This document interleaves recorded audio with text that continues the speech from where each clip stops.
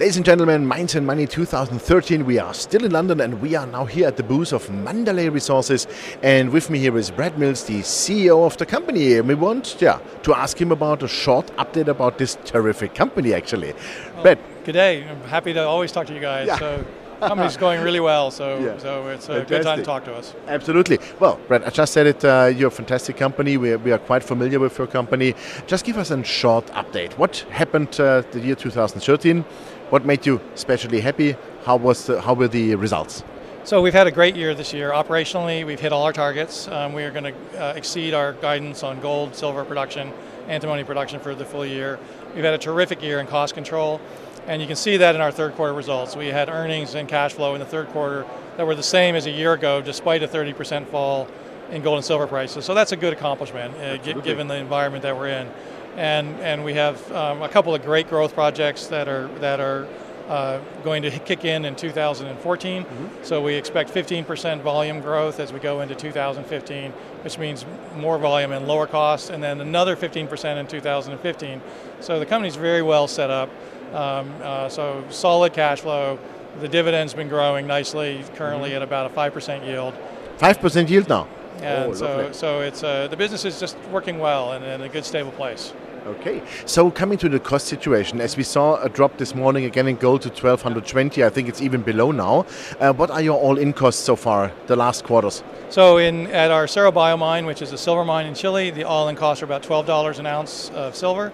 And at our Costerfield operations in Australia, they're about $900 an ounce of gold. So good, solid cost performance. Yeah, so you're still making money? Yeah, we will. And you really can't drive the company cash flow negative because our cash costs are only $6 an ounce of silver and about $700 an ounce gold in Australia. So the company's in a good position from a cash generation perspective. What is cash in the bank so far? It's about, we'll end the year with a little over 30 million, so almost 10 cents a share in cash. Any debt? No debt at all. So you're very comfortable financed, also for a growth perspective. Let's talk about growth perspectives. As we were just speaking in front of the interview, what are you planning for 2014? I think it's also a Costerfield mine where you want to do something with the gold antimony project, right? That's correct. Actually, both mines are expanding next year, so Cerro Bio will increase from 1,200 ton a day production to about 1,400 tons a day. And at Costerfield, it's a bigger growth. We're going into a new ore body, which is called the Cuffley ore body, and it's very high grade.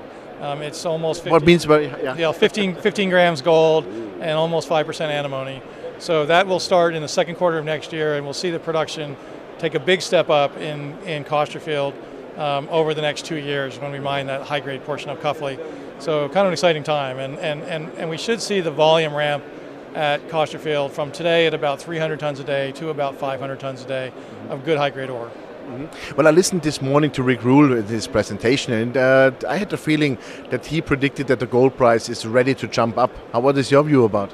I think on gold and silver together, we certainly see more upside risk than downside at this point in time. I think timing's always hard. You know, we could certainly see a test of $1,000 over the next 6 months. Wouldn't surprise me, but I think that will be what it is. It will be a short-term test.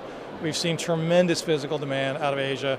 Most of the selling has all been out of New York, so you get this downward pressure from the liquidation of the ETFs. All the gold is physically moving to China and India. That will eventually run out, and so I think we're much closer to the end of the current down cycle than the beginning of it. Once that structural change happens, I look out. Then I think it could get really exciting. Great. So what is the perspective for antimony? So antimony continues, really what's been going on is more of the same. It's a strategic commodity for the Chinese. They produce 90% of the world's antimony. It mainly goes into fire retardants, and so basically every cell phone, every computer, the plastic is treated with antimony trioxide to keep it from burning in a fire, children's pajamas and clothes. It's growing at about GDP growth rate, so as GDP improves, particularly in the US and Europe, you'll see antimony consumption increase. So we expect sort of stable production and stable pricing over the next 12 months. with a bias toward the upside. And I think that's what we see happening in the antimony market. Well, fantastic, great. No, so we wish you all the best. Thank you very much, and for 2014, of course. And yeah, it looks like that you're well positioned. Even if gold goes to 1,000, you make some money. Yeah, absolutely. Very well. Thank you very much for seeing us today, and yeah, we look forward to continuing to grow the business and just delivering on what we say we're going to do, which is what is our strong point. And think about the shareholders with a rising dividend, maybe. Well, I think we've tied the dividends to revenues. So as our volumes increase, then the only variable is what's the gold silver price. So as we increase our revenue line, then the dividend automatically goes up.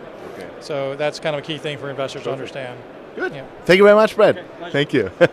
Ladies and gentlemen, you heard it. Brad Mills from Mandalay Resources, and they pay a dividend. The yield is now 5%, and as you heard it, it is linked to their earnings and to their profit situation. So we all hope that gold is going up again in 2014, and probably also the dividend will rise. Company has no debt, 30 million in the bank.